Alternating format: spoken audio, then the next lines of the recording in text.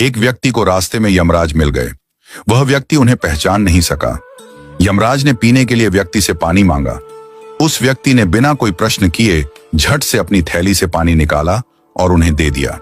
वृद्ध ने कृतज्ञ होकर जल पिया और फिर कहा, वत्स, मैं यमराज हूं। आज तुम्हारी आयु पूरी हो चुकी है और मैं तुम्हारे प्राण हरने आया हूं। यह सुनकर व्यक्ति का चेहरा सफेद पड़ गया। हृदय कांप उठा। डर के मारे उसके पांव लड़खड़ा गए। लेकिन यमराज बोले, डरो नहीं, क्योंकि तुमने मेरी प्यास बुझाई है। अतः मैं तुम्हें एक विशेष अवसर देना चाहता हूं, तुम्हारी किस्मत बदलने का मौका। उन्होंने एक डायरी उसके हाथ में थमाई और कहा, इस डायरी में जो तुम लिखोगे वही सच हो जाएगा।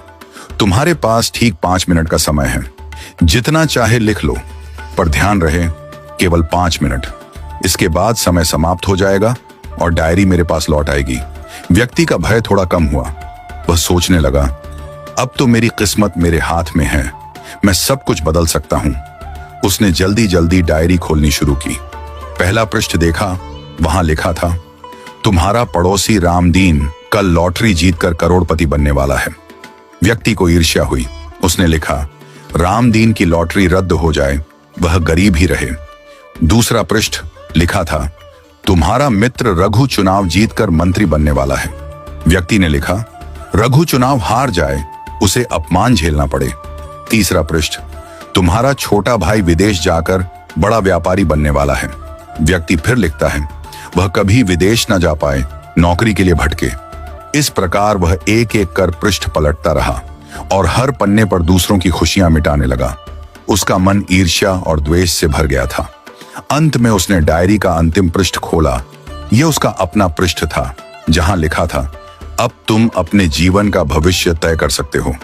वह मुस्कुराया, पेन उठाया, लेकिन तभी एक ठंडी सी आवाज आई, वत्स, तुम्हारा 5 मिनट का समय समाप्त हो चुका है।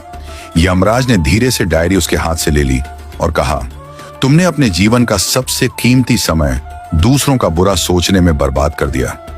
न स्वयं के लिए कुछ लिखा, न अपने जीवन को सुधारने की कोशिश की। यह अवसर तुम्हें ईश्वर ने दिया था, पर तुमने अपनी दुर्बुद्धि से उसे खो दिया। अब पछताने से कुछ नहीं होगा। व्यक्ति फूट फूट कर रोने लगा। हे यमराज, एक मौका और दीजिए, बस एक बार।